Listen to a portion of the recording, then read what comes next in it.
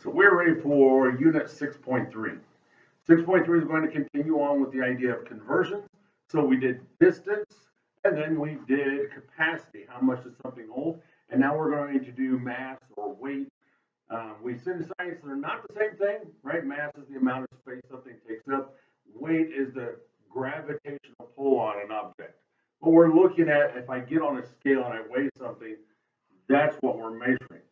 Now I'm going to reiterate what I've said multiple times is there's always more than one way to do a math problem.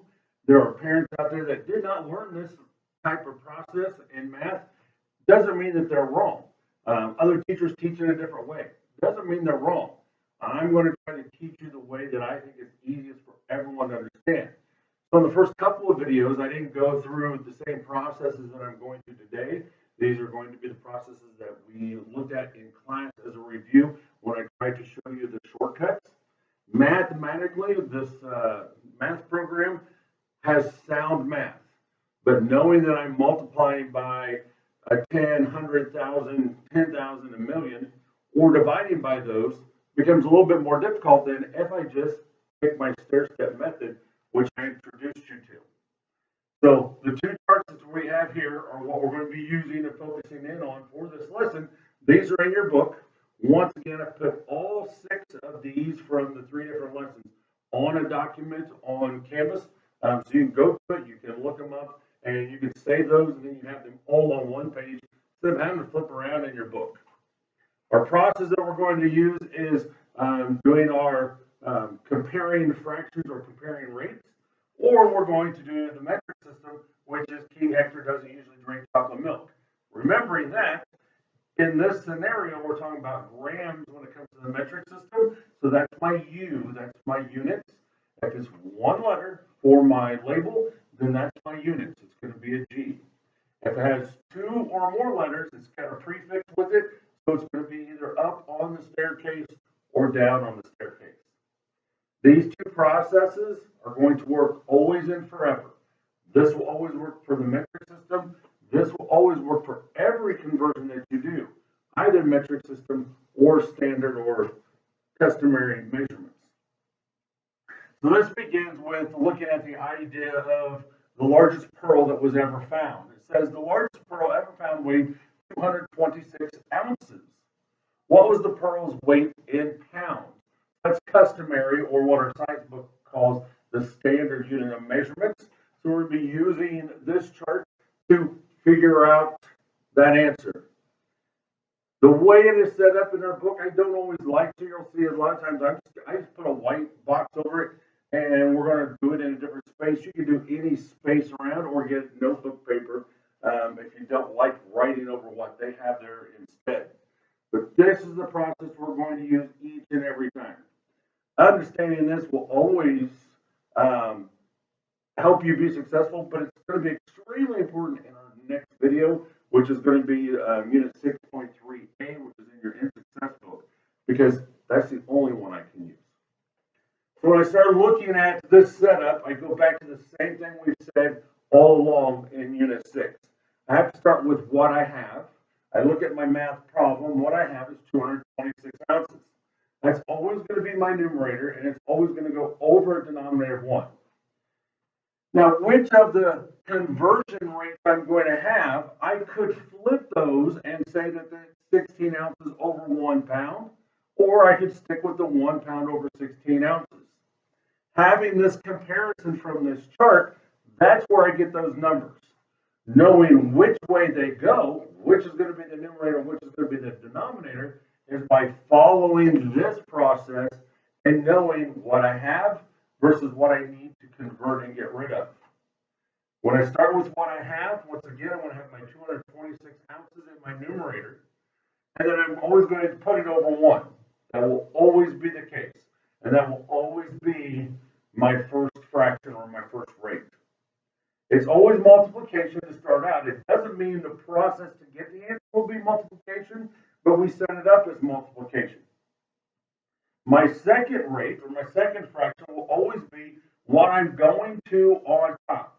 And that's how I know the 1 pound is going to be on top and not flipped. The going to is what it's asking me to find. It's asking me to find it in pounds. So I know my numerator is going to be 1 pound.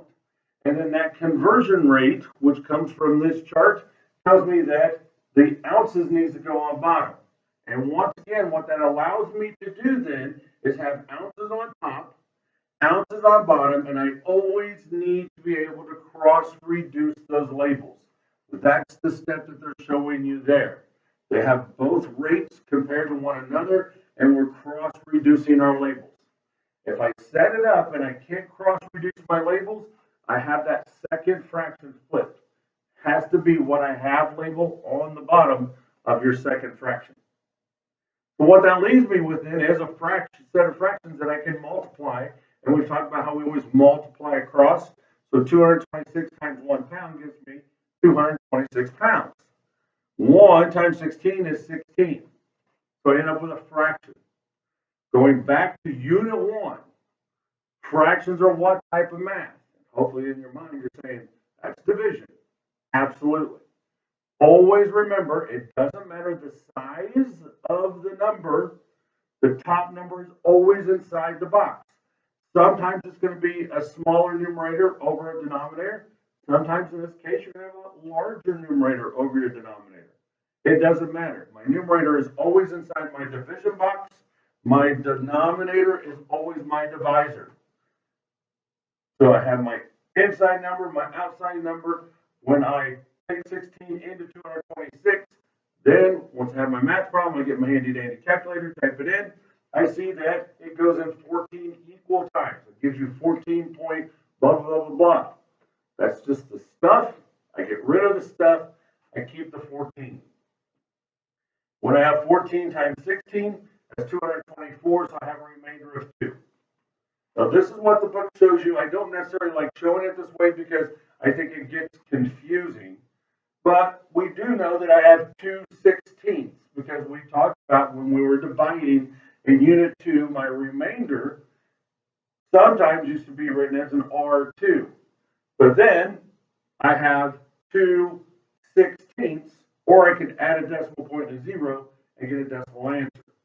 Well, they're showing you that I'm going to have 2/16 as my remainder, but that doesn't work in this scenario. The reason it doesn't work in this scenario is because it tells me I'm going to have 2 labels here. I have pounds and I have ounces. And I'm not going to put, well, I know that's 1/8, so 1/8 ounces. It's not going to be the way it works. What I do is I know that that fraction is going to be very confusing, so I just keep it as a remainder. I keep it as an R. And when I keep it as an R, that's just how many ounces I have left over. So I'm just going to say, well, I have 14 pounds because it went in 14 times evenly, but my 2 is my remainder, so I have 2 ounces. So my final answer becomes 14 pounds, 2 ounces, and that's a pretty big pearl. On this one, it talks about the largest emerald ever found. And it says the largest emerald ever found weighed 38 pounds. What was its weight in ounces? So we're going to use the same chart that they gave us, pounds and ounces. I'm going to set it up. The book is saying that I know I'm going to put ounces over pounds. I don't know that until I follow my process. It's the process that always has to be done so I know exactly what I'm doing. So once again, I start with what I have. What do I have? I have 38 pounds. That's going to be my numerator, and I'm going to always put it over 1. My second fraction or my second rate that I'm looking at then needs to get pounds in the denominator so that I can get rid of it. So if I have 38 pounds there, I know that I need the pounds in the denominator. That's why on this one, it is flipped. So my 16 ounces, what am I going to? What I'm going to always has to be the label on top, and it's asking me to find that weight in ounces. Once again, I get those 2 numbers from this chart right here. It tells me my ounces and my pounds, and those are the 2 labels that are in my math problem. So I know my conversion, the one that lets me cross-reduce, is going to put the 1 pounds at the bottom. I can get rid of my labels. So in your book, it automatically gives you that, and that's what they're showing you. We have the 2 rates that are set up. I have my cross-reducing of my labels, which leaves me with multiplying across. So in my numerators, I end up with 38 times 16 ounces. And in my denominators, I just end up with 1 times 1. I don't care about my denominator anymore because it's just going to be 1. So I just need to figure out what my numerator is going to be when I multiply across. 38 times 16, I type it into my handy-dandy calculator, and it tells me that it is 608. 608 ounces, because that's the label that I am left with. So when I put down here on my line, you may not be able to see it very well, I have 608 ounces. The label was already there for you. When I do my metric system, then I'm always going to go back to King Hector. King Hector makes it so much easier. The metric system is so much easier to do mathematically. Is it easier for you and I as Americans to understand? No, it's not, and I agree. But if as a mathematician, if I'm having to do math with it, the metric system is so much easier because it's equal steps, because it's in groups of tens. So I'm not going to use the process that the book has set up. Could I use this process here for it? Absolutely, if you can figure out what these two numbers should be. It's just more difficult. So instead of using all of this information, which all of this information is correct, I'm going to follow my stair step. King Hector doesn't usually drink chocolate milk, and I'm either going to go to the left or I'm going to go to the right. When I look at my question here, it says the amount of matter in an object is called its mass. That's not the question. Sorry. Here's the question. Corinne caught a trout with a mass of 2,570 grams. What was the mass of the trout in centigrams? What was the mass in kilograms? So we're going to do centigrams to begin with. So I know that what I have starts at my unit because it's just grams. It's a single letter for my label, so I know it has to be my unit in the middle. And then we're going to centigrams. So when I look at where I'm starting, where I'm going, I count my steps and look at the direction that I'm traveling. I have 1, 2 steps, and I'm going to the right. That tells me I'm going to move my decimal 2 times to the right. So when I have my decimal point at the end, why do I have my decimal point at the end? Because my original number doesn't have a decimal point. I don't just throw it in willy-nilly. I have to keep the value of the number the same. If I put that decimal any place else other than the end, the value changes. Once I have it at the end, though, I'm going to now move it. We said to the right 2 times. So I'm going to adjust once, twice. And if I move it and there are any digits, I add what? Hopefully you thought in your head, 0. So I have 2 zeros that I add, and then I have to write my number correctly, right? We have more than 4 digits, so we're going to make sure our comma is in the right place. 257, comma, 0, 0, 0. Without the comma, it's not a proper number. It does not get a point. 257,000 has a comma. I already have my label of centigrams, so I know I'm good to go. The second half of that looks at all of these processes and figure out, am I going to multiply by 10, 100,000? Am I going to divide by 10, 100,000? Once again, to me, that is so much more confusing. It is correct math, and there's nothing wrong with that math. It's just more in-depth and more difficult than just figuring out how many steps you have to go. So we're going to practice what we can do easiest. If you want to do it this way, by all means, feel free as long as you can do it always and forever correctly. So now when I know I have 2,570 grams, going back to what I started with, the second half of the question was, well, how many kilograms is that? So I'm starting once again on grams, my units, 1 letter, so it's got to be in the center. I'm going up to the king. I have to count how many steps in one direction I'm going in. So I'm going 1, 2, 3 steps to the left. So I'm going to take my decimal point. I'm going to put it at the end, because if it's in a different spot, it will change that value. And I'm going to move it 1, 2, 3 points to the left. I put my decimal exactly where it is. But remember, when I end up with 2.570, that's not a proper number. I only have a 0 at the end of a decimal if it's money holding that penny's value. If it's not money, if it's not holding the penny's value, I get rid of it, or it's not a proper number, and therefore it doesn't get the point. My answer then is 2.57, which we would say correctly as 2 57/100. Kilograms is already there, so I know that I have all my points. All right, so we're going to be using both of these, and we know as we're reading it, if it's standard units of measurements, that's the chart we're going to use. If it's a metric system, their chart is correct. There's nothing wrong with their chart. All the information is true, but this is the easiest process for people to learn and do, and that's the way I'm going to teach it. I'm going from 9 pounds to ounces. Pounds and ounces is our customary or standard unit of measurement. I look at the same process every single time. What do I have? Well, I have 9 pounds. That's going to be my numerator.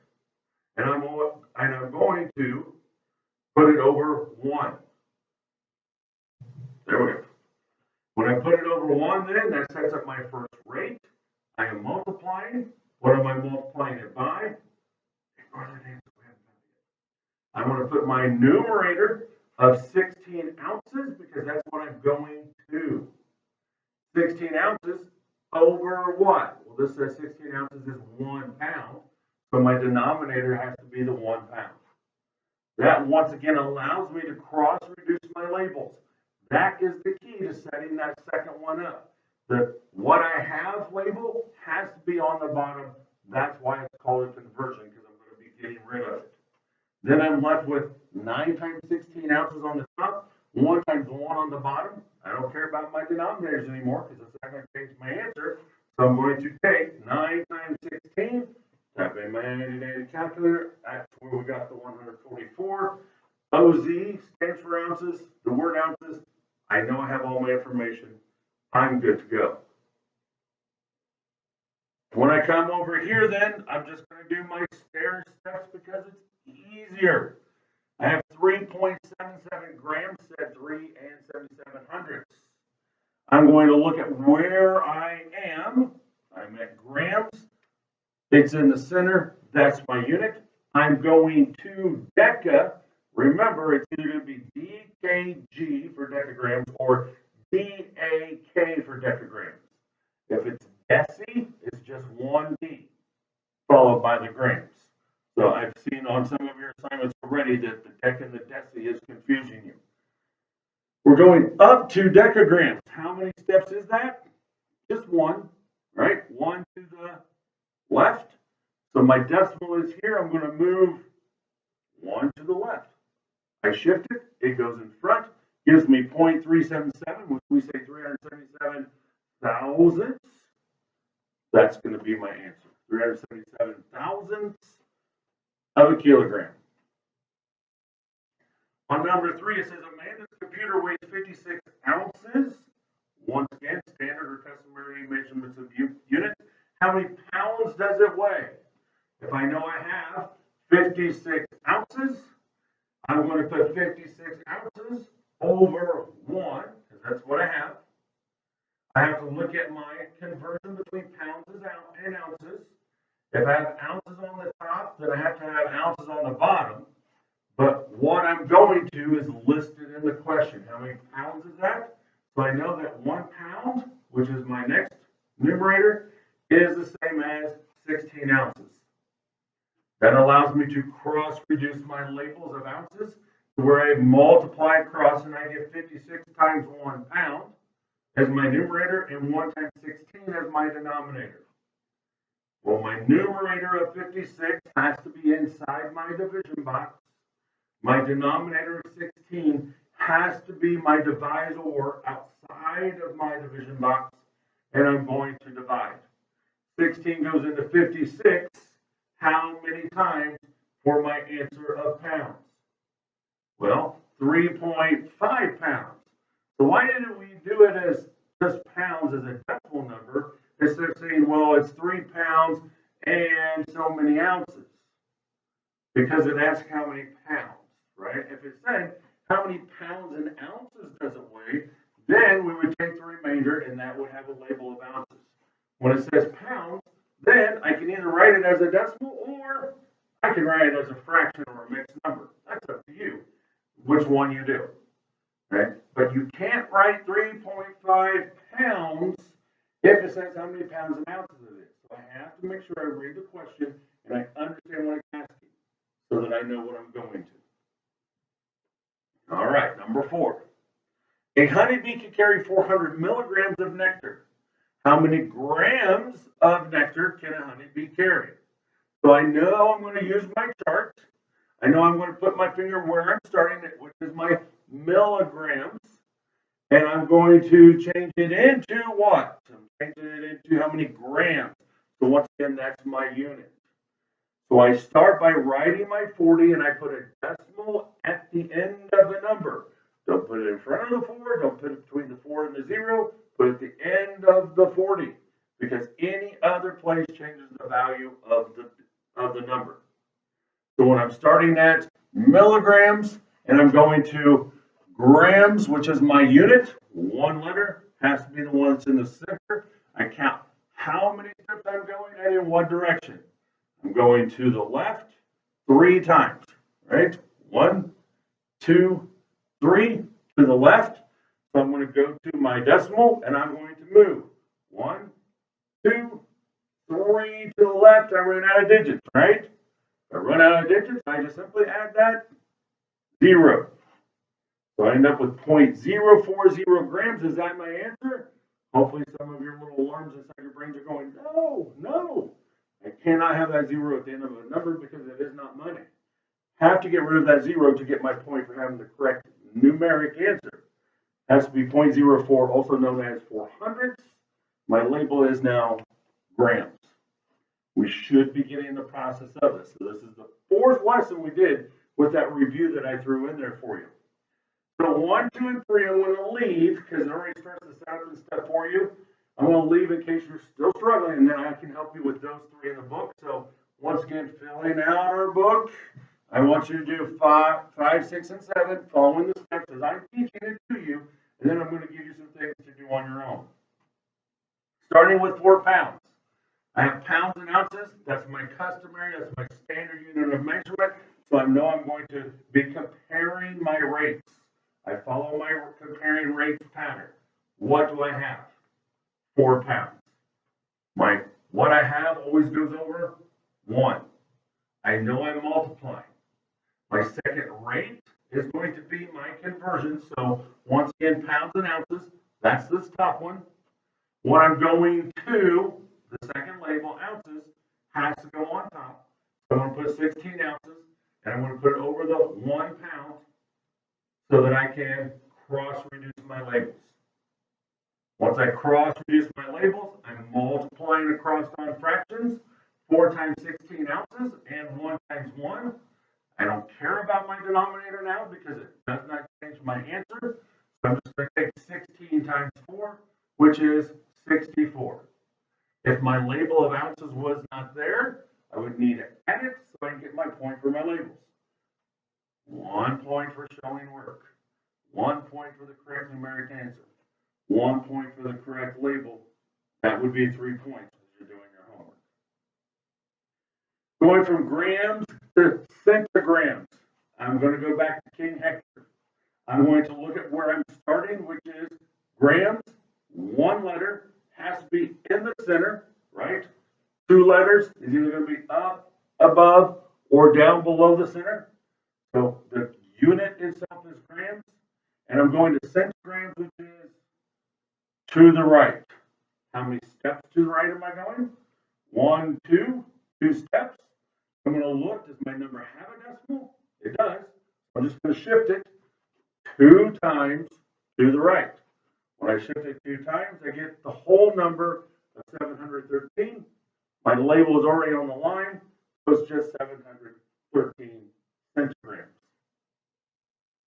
This one we haven't done any of the practice, but the information is still on this chart. I'm looking at 3T, and T is tons, It gives you the label inside of parentheses to show you what the abbreviation will look like. And to the left of it, on the outside of parentheses, tells you the word that you're using. So 3 tons is equal to, and the pound conversion, they tell you is 2,000 pounds. So go back to the same process. What do I have? Well, I have 3 tons. That's going to be my numerator. I'm always going to put it over 1. It's always going to be a multiplication by another rate. My other rate then is my conversion setup. Once again, I go back to my chart here, and I know that I'm going 2 pounds, so I'm going to put that as my numerator. I'm going to 2,000 pounds. My first or my other one has to be down below. It allows me to cross-reduce my labels. So 2,000 pounds is equal to 1 ton. If I had pounds and I was converting it to tons, then those would be flip-flopped, right? That's how that works. That's why I know the 1 tons has to go on bottom, because I'm starting with tons. Cross-reduce my labels, and I'm left with just multiplying across again, right? Sometimes we have to divide if there's a number down on my denominator, but when it's just my numerators, all I just have to do is multiply across. 3 times 2,000 gives me 6,000. 6,000 what? Well, they've already given me my label of pounds. That is also the label that I'm left with in my work. So if you had to write that label, then once again, 1 point for showing your work, 1 point for the number, 1 point for the label. Those would be worth 3 points. All right, so the African Goliath frog. That must be big, right? We know who Goliath was. Can weigh up to 7 pounds. Well, how many ounces can the Goliath frog weigh? Going to go back to my same setup every single time. What do I have? Well, I have a frog that can weigh up to 7 pounds. I'm going to put that over 1. That's my first rate, 7 pounds over 1. Times my second rate. What am I going to? I'm going to ounces. I'm starting with pounds. That's my first line in my chart. Pounds and ounces. And since I'm going to ounces, the 16 ounces has to be my numerator. My denominator has to be what 16 pounds is, or 16 ounces is equal to in pounds, which is 1 pound. That allows me to cross-reduce, to convert my labels by getting rid of them. And now I'm just going to multiply across. 7 times 16, 7 times 16 on my handy-dandy calculator says it's 112 ounces. Notice I included my label. If you want to write the word ounces, OUNCES, you feel free to. I try to do everything as shorthanded as I possibly can, and that's the abbreviation for ounces. So on number 9, then it gives me the question of going from left to right, right to left. Where am I starting and where am I going to on my King Hector chart? The mass of a standard hockey puck must be at least 156 grams. What is the minimum mass of 8 hockey pucks in kilograms? So this is where some people get a little tricked up on the back of yesterday's lesson, 6.2, because, and I did too, helping a couple people, I didn't read the whole entire thing. Right? So we have to make sure we read the entire thing and realize that this is a multiple step problem. And there's a couple of different approaches that you can do. I'm going to do one straightforward approach. So the first thing I have to do is look at what I have, which is I have 156 grams, and what I'm changing that into, which is kilograms.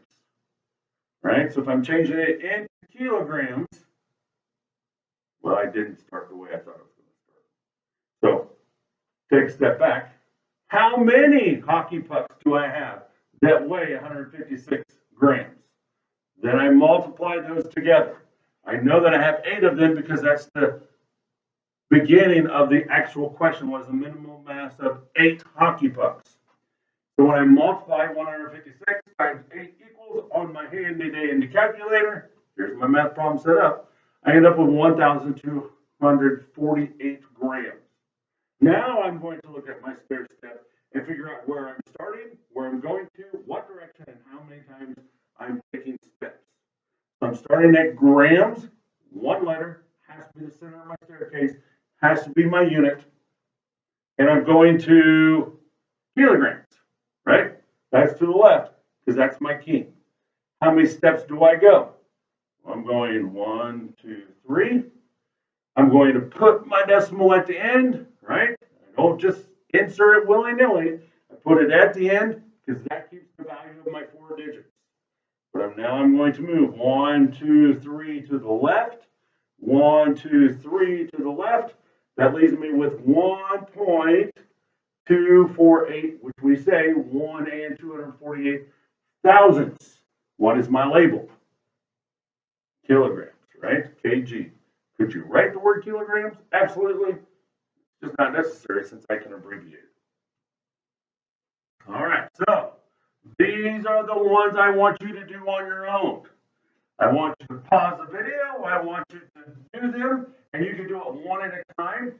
Check what I tell you and show you should be doing, and then pause it. And then go to the other ones, or do all 3 of them, and then check your work. So pause, do, come back to me. So this shouldn't take you as long as it is going to take me to explain it, because once again, there's going to be 2 approaches anytime that I'm comparing these. And I'm going to show you both ways to do it. So you can either say, well, I like going from pounds to tons, and you can take that approach. Or you might have been the person that said, no, I prefer to go from tons to pounds. I don't care which way you do it, because you're going to get the same answer no matter what. You just won't have the same work. So let's start with the idea of going from pounds to tons. If you chose to go from left to right, from pounds to tons, then you had to change 250 pounds into tons. So you had 250 pounds over 1, and then you multiplied it by whatever the conversion, which is down here. 1 ton equals 2,000 pounds. Starting with pounds, my bottom one has to be pounds, so I can cross-reduce. But if I look at what I'm going to, that tells me that the 1 ton is on top. Then I put the 2,000 pounds on bottom. When I multiply those across, that gives me 250 over 2,000. Inside number would have gone inside your division box. Divided by 2,000, that's going to give you a decimal. When I take 250 divided by 2,000, that tells me my answer is 0.125 tons, 125 thousandths of a ton. Now we got to go back to the idea of comparing decimals and fractions. I believe that was unit 2. Might have been unit 3, but I think it's unit 2. I have 3 digits here, so I have to have 3 digits here. So I add that 0 so that I know I'm actually comparing 125 to 250. If I just look at it and I don't think that that 0 is there, then I might say, well, 25 is less than 125. It's not the case, because this would actually be 250. So my arrow always points to the smallest number. But what if I didn't go that way? What if I prefer going from tons to pounds? I'll show you that. If you went from tons to pounds, you said, well, I have 25 hundredths of a ton. That's my numerator, and I put it over 1. And I'm going to change it into pounds, so that puts my 2,000 on top. Well, why would I go that way? Well, some people, they enjoy dividing and getting their decimal, and other people hate doing that. So they say, well, I'd rather multiply and move my decimal. Still going to get the same answer. If I take 25 hundredths and I multiply that by 2,000, I cross-reduce my tons, then I end up with that math problem, and I end up with 500 pounds.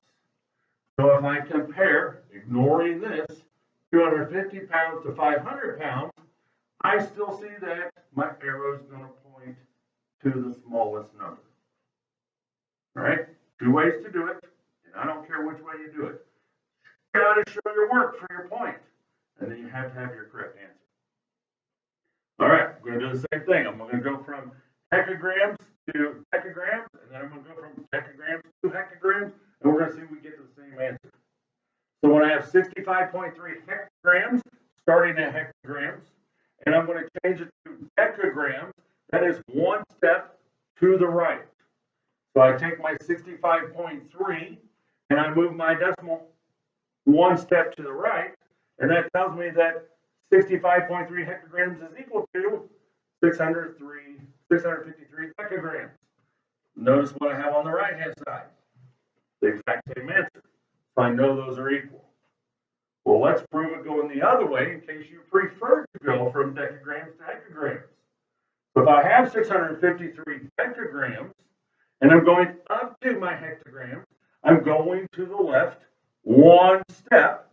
So I'm going to take my 653, add my decimal to the end so I don't change its value, and then I shift it one time to the left. So that puts, well, that's equal to 65.3 hectograms. Once again, they are equal. Same answer. So 5 tons to 5,000 pounds. Then let's check your work on this one. So we're going to start from tons. Well, actually, I started on the right. Let's start from pounds and go to tons.